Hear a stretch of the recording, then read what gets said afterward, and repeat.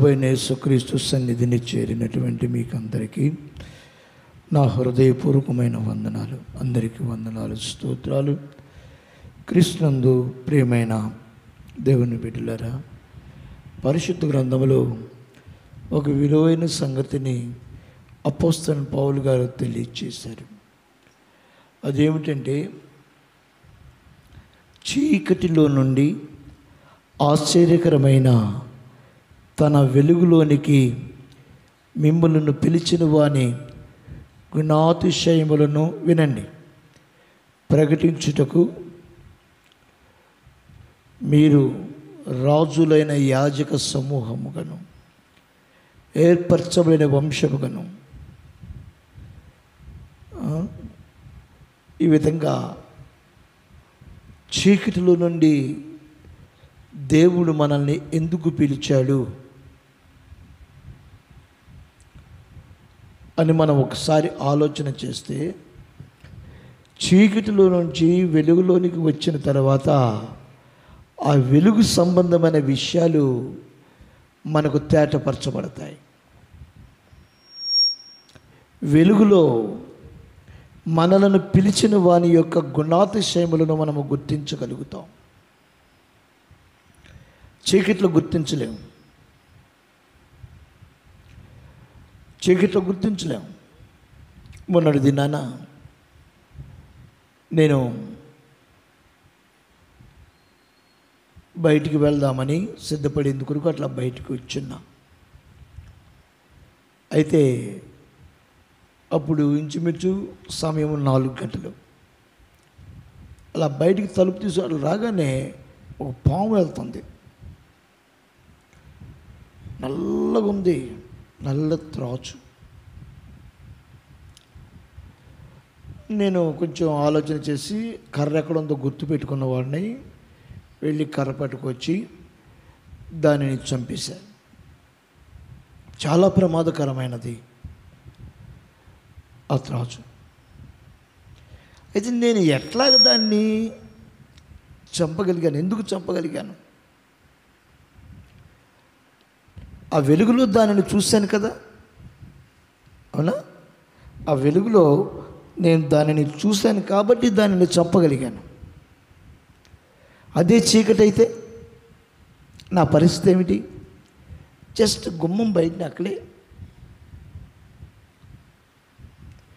కాబట్టి మనం వెలుగులో వెలుగు కార్యములను మనం చూస్తాం. వెలుగు ఎవరు?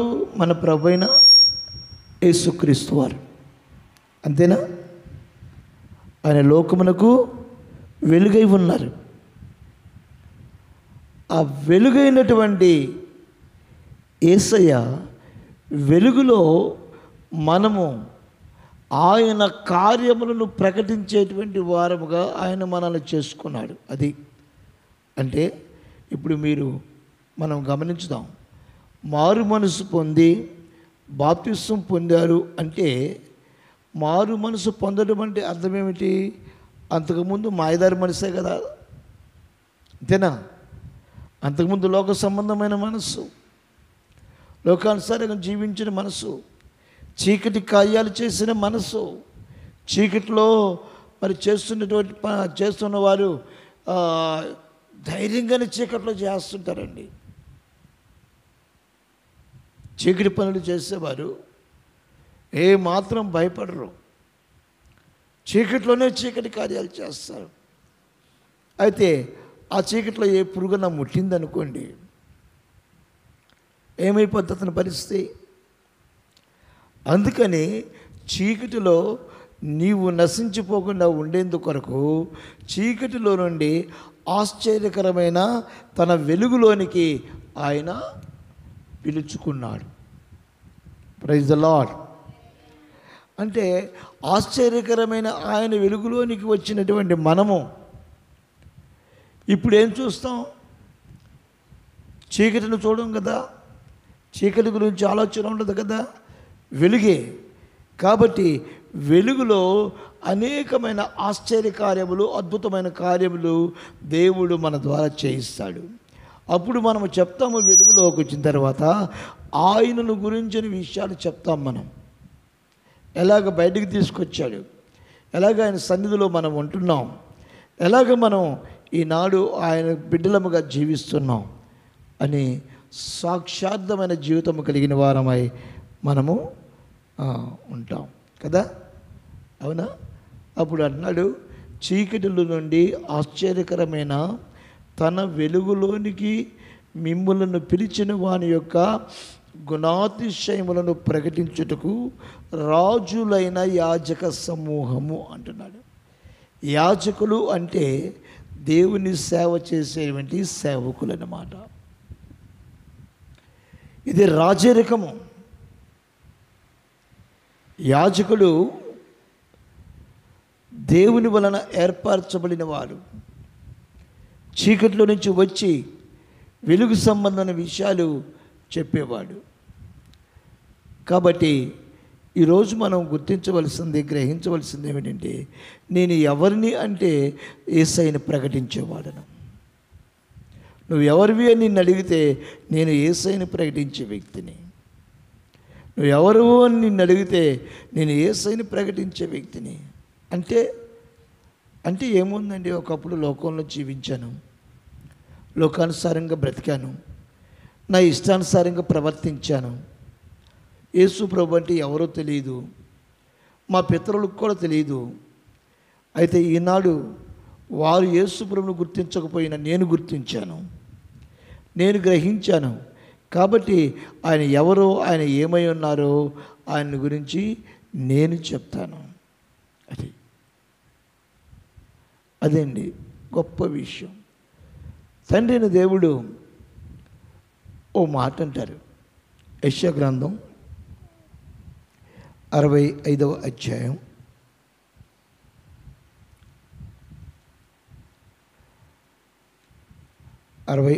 అధ్యాయం 9వ వచనంలో ఒక మాటను మనం చూస్తాం.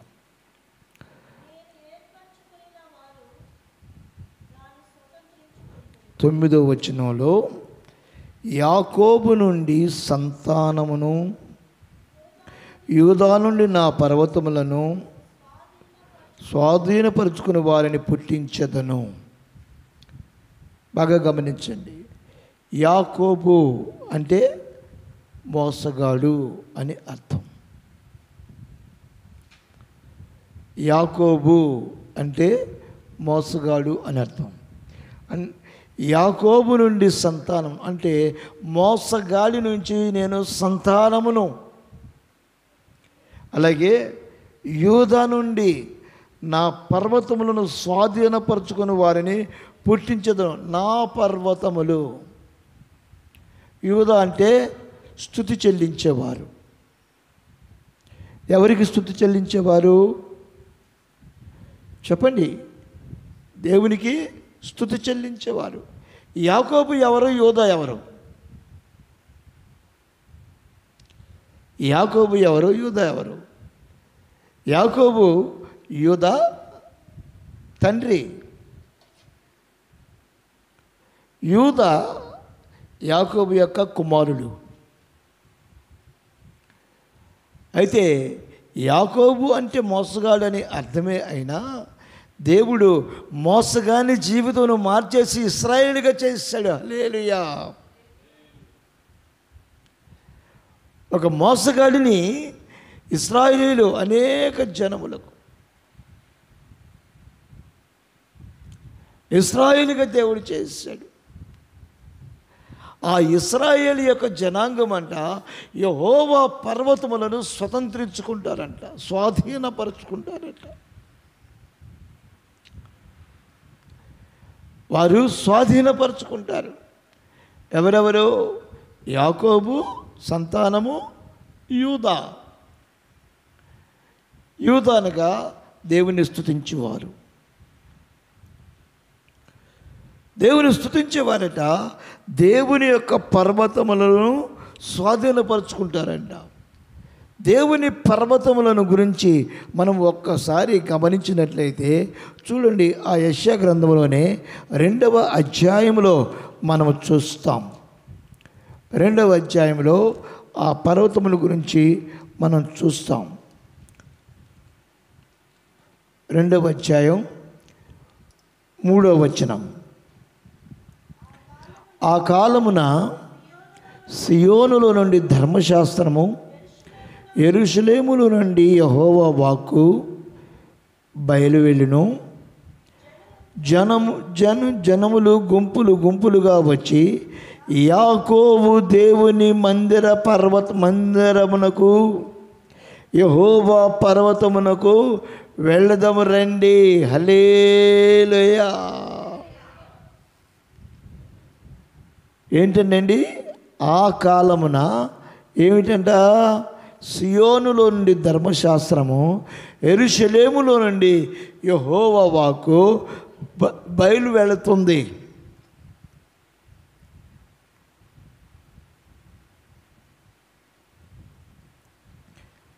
కాబట్టి యాకోబు దేవుని మందిరమునకు, యెహోవా పర్వతమునకు మనం వెళదాము రండి. ఏ పర్వతం అండి? ఏ పర్వతం? ఆ పర్వతమును మనము స్వాధీనపరుచుకుంటామని 65వ అధ్యాయములో మనం చదువుకున్నాం. మనము అని నేను వాడటంలో ఉద్దేశం ఏమిటంటే, ఆయనను ప్రకటించు వారముగా మనము ఈనాడు జీవిస్తున్నాము. కాబట్టి ఎవరిని ప్రకటిస్తున్నాం? మనల్ని రక్షించుకునేటువంటి ఆయన్ని ప్రకటిస్తున్నాం. ఇక్కడ ఈ 2వ అధ్యాయంలో అంటున్న మాట ఏమిటంటే, ఆయన తన మార్గముల విషయమై మనకు బోధించును, మనము ఆయన త్రోవలలో నడుతుము అని చెప్పుకొందురు. ఎవరి త్రోవల్లో? ఆయన తన యొక్క మార్గముల విషయమై, మనము నడవలసిన మార్గమేదో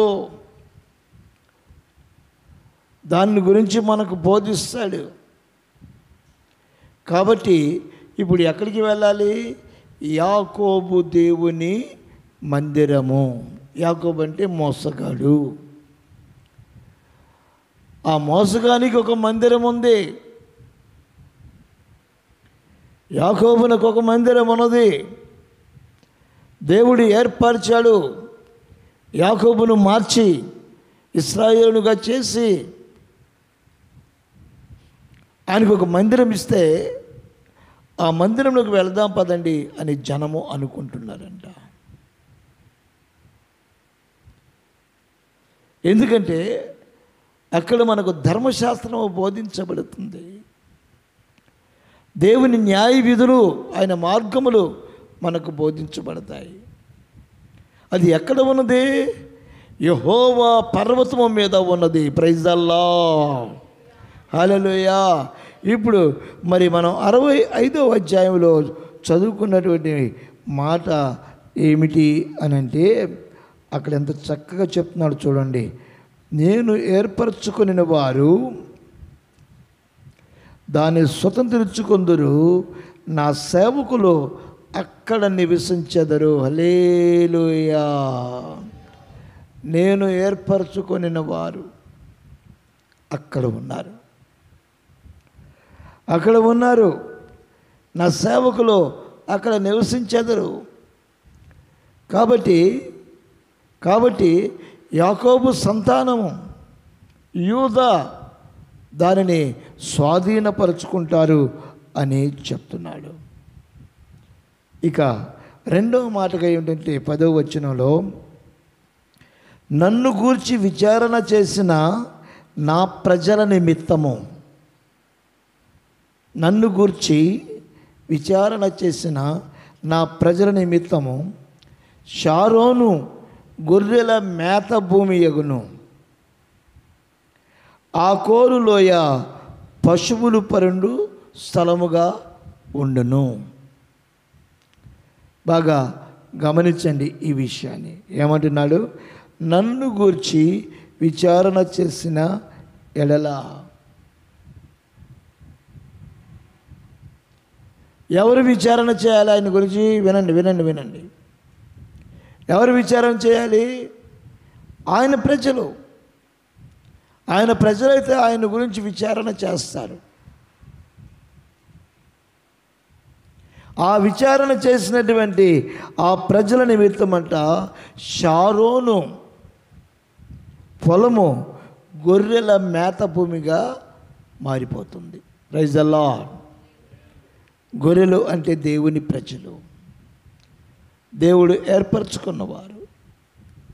వారికి షారోనును మేత భూమిగా ఇస్తాడట. అలాగే ఆకోరు లోయ పశువులు 2 స్థలముగా ఉండును. ఆకోరు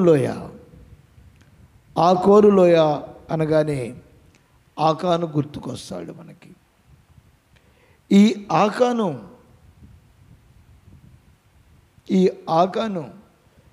దేవుడు చెప్పినట్లుగా చేయకుండా దేవునికి విరోధి అయి బంగారమును వెండిని షీనారు వస్త్రములను శత్రువుల దేశముల నుంచి దొంగిలి తీసుకుని వచ్చి తన గుడారములో దానిని దాచిపెట్టాడు. దేవుడు చెప్పాడు, అక్కడివి మనం ఏమి తీసుకోవద్దు, మనకు అవసరం లేదు, మీరు తీసుకోమాకండి అని చెప్పాడు. ఈనాడు అనేక మంది వాటి కొరకే ఎగబడుతూ, వాటి కొరకే ఆశపడుతూ దేవుడు చెప్పినట్లుగా కాకుండా తమకిష్టం వచ్చేట్లుగా చేసి దాచిపెడుతున్నారు. అది నా ప్రక్కన వాడికి తెలియకపోవచ్చు నేను చేసిన పని, నీ ప్రక్కన ఉన్న వారికి తెలియకపోవచ్చు నువ్వు చేసిన పని, నీ భార్యకు తెలియకపోవచ్చు నువ్వు చేసే పని, నీ భర్తకు తెలియకపోవచ్చు నువ్వు చేసే పని, తెలియకపోవచ్చు. కానీ ఎవరికి తెలుసంటే నిన్ను సృష్టించినటువంటి, నిన్ను నన్ను తల్లి గర్భములో రూపింపజేసి ఈ భూమి మీదకి తీసుకొని వచ్చినటువంటి దేవునికి మాత్రము నీ చరిత్ర అంతా తెలుసు. ఆమేన్, హల్లెలూయా. తెలియవని నువ్వు అనుకుంటున్నావేమో, ఆ దేవునికి తెలుసు. ఆకాను చేసిన పని దేవునికి తెలుసు. ఆకాను చేసిన పనిని బట్టి హాయి అనే పట్టణము మీదకి యుద్ధమునకు వెళితే ఆ యుద్ధములో ఇశ్రాయేలు ప్రజలు నాశనమైపోతున్నారు, చనిపోతున్నారు. యెహోషువకు అర్థం కావట్లా, ఇదేంటి మన పక్షమున ఉన్నవాడు యెహోవా కదా, నువ్వు వెళ్ళు ప్రతి చోట నేను నీకు తోడుగా ఉంటానని చెప్పాడు కదా, నీ శత్రువులను నీకు అప్పగిస్తానని చెప్పాడు కదా, మరి ఏంటి దేవుడు హాయి పట్టణం మనకు వెళితే మన ప్రజలను చంపేస్తున్నాడు, ఇశ్రాయేలు ప్రజలను హతమారుస్తున్నాడు. వాళ్ళ బలం ఎక్కువైపోయింది, మన బలం తక్కువైపోయింది, కారణం ఏమిటి అని అనుకొని ప్రభు పాదాల దగ్గర కన్నీరు కార్చి ప్రార్థన చేసినప్పుడు దేవుడు చెప్పాడు, యెహోషువా మీలో ఒకడు దొంగ, మీలో ఒకడు దొంగ, నేను వద్దని చెప్పాను, వాడు దోచుకున్నాడు. వాడు ఇశ్రాయేలీయుడు, యూదాకు సంబంధించిన వాడు. ఇంట్లో దొంగని, ఇంటి దొంగని సామెత ఉంది కదా, పెద్దలు అంటారు కదా. కానీ వాళ్ళు పట్టకపోవచ్చేమో, కానీ మనం ఆరాధిస్తున్న మన దేవుడు మాత్రము ఇంటి దొంగనైనా బయట దొంగనైనా ఏ దొంగనైనా సరే ఆయన పట్టుకోగలడు.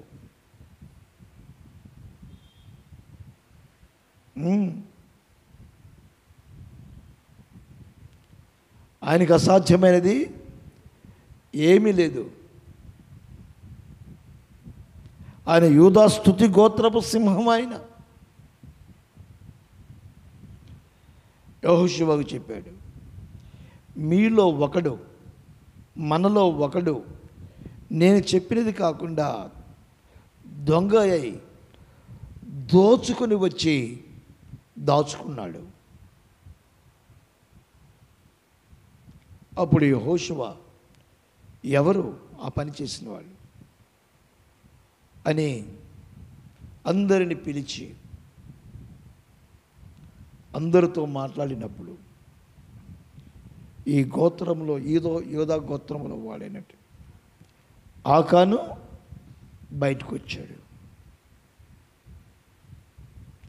ఏమిరా నువ్వు చేసిన పని అంటే, అయ్యా నా కళ్ళతో చూశాను, ఆశించాను, దాన్ని తెచ్చి దాచుకున్నాను. ఏం చేశాడట? చూశాడంట, చూశాను, దోచుకున్నాను, తెచ్చి చూశాను, ఆశించాను, తెచ్చి దాచుకున్నాను. ఈ లోక సంబంధమైన దానిని చూస్తే, దేవునికి అయిష్టమైన దాన్ని చూస్తే ఛీ అని ప్రక్కకు తప్పుకోవాలే, కానీ దాన్ని సొంతము చేసుకునేందుకొరకు ఏమాత్రం ప్రయాసపడకూడదు. అందువలనే ఇశ్రాయేలు ప్రజల మధ్యలో అపజయాలు, అందువలనే వినడమా, అందువలననే అనేక కుటుంబాల్లో శాపం. తండ్రి చెప్పిన మాట వెనుక తమకిష్టమైన రీతిలో జీవించడాన్ని బట్టి జరిగేటువంటి భయంకరమైన పరిస్థితులు. ఎందుకురా నువ్వు ఈ పని చేసావంటే, చూసానయ్యా, కళ్ళకి ఇంపుగా కనిపించాయి, ఆశ కలిగింది, తెచ్చి దాచాను. ఇప్పుడు అవ్వమ్మ కూడా ఏం చేసింది? చూసిందంట, కన్నులకు రమ్యమైనటువంటి ఆ పళ్ళను చూసిందంట, ఆశించిందంట. ఇది కాలం తర్వాత చదువుకున్న అది కారణం. తెచ్చి తన భర్తకి తాను తిని తన భర్తకు కూడా ఇచ్చిందంట. దేవుడు ఏం చెప్పాడు? తినొద్దు అన్నాడా? చూడొద్దు అన్నాడు దాని వైపు? అసలు ఈమె చూసి ఆశించి తాను తిని తన భర్తకు ఇచ్చింది. అయితే ఇప్పుడు ఆ కాను చేసినటువంటి పనికి ఆ కానును, ఆ గుడారంలో ఉన్నటువంటి ఆ వస్తువులను బయటికి తెప్పించి అతని పశువులను కూడా బయటికి అక్కడికి రప్పించి రాళ్ళు విసిరి ఆ యొక్క ఆకానును, అతని కుటుంబాన్ని సర్వనాశనము చేశారు. ఆ లోయ పేరు ఆకోరు లోయ, శపించబడిన లోయ. ఆకోరు అంటే శపించబడినటువంటి లోయ. ఇప్పుడు మనము చదువుకున్నటువంటి వాక్య భాగములో ఆకోరు ఏమిటంట? ఏమండి? పశువులు పరుండు స్థలముగా నేను చేస్తాను. అది ఆ శపించబడినటువంటి లోయ పశువులు పరుండు స్థలముగా చేస్తాను. మీరు బాగా గమనించండి, పరిశుద్ధ గ్రంథంలో ఆదికాండం మొదట్లో మనకు ఏదైనా తోట కనిపిస్తుంది. ఆ తర్వాత యెహెజ్కేలు గ్రంథంలో ఏదేను కనబడుతుంది. ఆ యెహెజ్కేలు గ్రంథంలో ఉన్న ఏదేనులో నుంచే సాతాను గాడి క్రిందకు పడద్రోయబడ్డాడు. మళ్ళీ ఆదాము హవ్వల కొరకు ఏదేను దేవుడు ఏర్పాటు చేశాడు. ఆ ఏదేనులోనికి సాతాను గాడు ప్రవేశించి ఆదాము హవ్వలను ఆ తోటలో నుంచి బయటికి తరిమివేసేలాగా చేశాడు. అందుకని దేవుడు ఇప్పుడు ఆ ఏదెనుని ఎక్కడ పెట్టాడంటే పరలోకములో పెట్టారు. హల్లెలూయా. ఆ శ్రేష్టమైన ఏదేనునకు దేవుడు తీసుకుని వెళ్ళాలని మన విషయమై ఆలోచన కలిగి ఉన్నాడు. కాబట్టి అన్నాడు, యూదా సంతానము, యాకోబు సంతానము, యూదా దేవుని నా పర్వతములను స్వాధీనపరుచుకుని వారిని పుట్టించదను. యాకోబు నుండి అటువంటి వారిని పుట్టిస్తాను. నేను ఏర్పరచుకుని దానిని స్వతంత్రించుకుందురు. నా సేవకులు అక్కడ నివసించెదరు. Praise the Lord. హల్లెలూయా. ఎవరు ఈ సేవకులంటే వెలుగును గురించి ప్రకటించేవారు, వెలుగును గురించి తెలియచేసేవారు, యేసయ్య యొక్క ఆశ్చర్య కార్యముల గురించి తెలియచేసేవారు. వారు అక్కడ ఉంటారు. కాబట్టి ఈ రాత్రి దేవుడు మనకిచ్చినటువంటి ఈ మాటలు తలంచుకొని చిన్న ప్రార్థన చేసుకుందాం.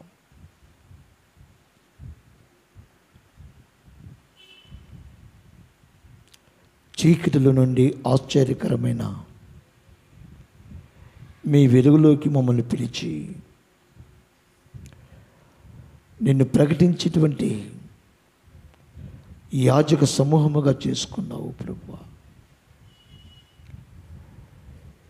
యాకోబు సంతానమును, యూదా సంతానమును దేవుని పర్వతములు స్వాధీనపరుచుకునే వారినిగా పుట్టిస్తామని చెప్పావు.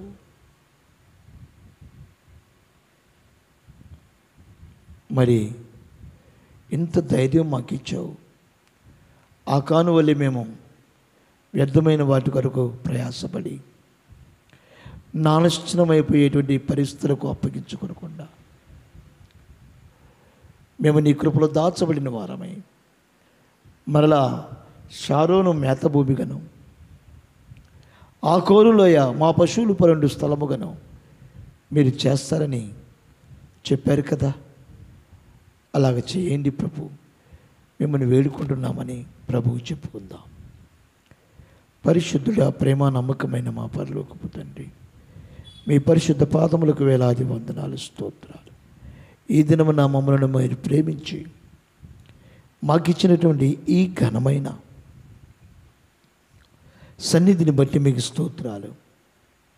యెహోవా పర్వతములు ఎంతో గొప్పవో తేటగా తెలియచేశారు. అక్కడ ధర్మశాస్త్రం వినిపించబడుతుందని, మార్గములను గురించి తెలియచేయబడతామని. అక్కడికి వెళితే ఆకోలు లోయలో మేము ఉండేవారముగా కాక షారోనులో మా మందను మేపేవారముగా, ఆ కోరును మరలా మా మందకు మేతభూమిగా చేసుకునే వారముగా ఉండుటకు మీరు సహాయం చేసి మా సంతానము మీ పర్వతములను స్వాధీనపరుచుకునేటువంటి వారుగా ఉన్నట్లు మీరు చెప్పారు కదా తండ్రి. నీ సేవకులముగా మేము అక్కడ ఉండి నీ వలన ఆశీర్వదించబట్టుకు సహాయం చేసి మీకు మాత్రమే మహిమ తెచ్చుకున్నామని నజరేయులకు యేసు అతి పరిశుద్ధమైన నామమున అడిగి వినయముతో వేడుకొనొచ్చున్నాము తండ్రి. ఆమేన్, ఆమేన్. మన ప్రభు యేసుక్రీస్తు వారి కృపయు, తండ్రి అయిన దేవుని ప్రేమయు, పరిశుద్ధాత్మన్యోన్య సహవాసం మనకును సకల పరిశుద్ధులకు సదాకాలము తోడే ఉండుగాక. ఆమేన్, ఆమేన్. అందరికీ వందనాలు, స్తోత్రాలు. ఉదయం 10 గంటలకి ఆరాధన.